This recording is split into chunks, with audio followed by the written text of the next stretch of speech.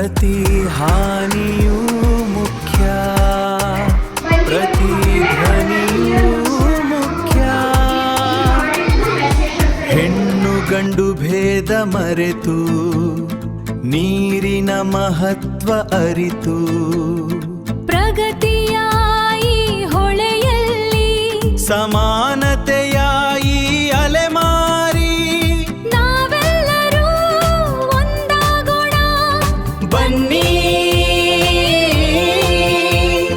ನಾವೆಲ್ಲರೂ ಒಂದಾಗೋಣ. ಪ್ರತಿ ಧ್ವನಿಯು ಮುಖ್ಯ,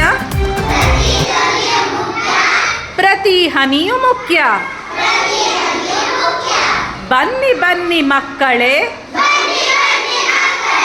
ಭೂಮಿ ತಾಯ ಒಕ್ಕಳೆ.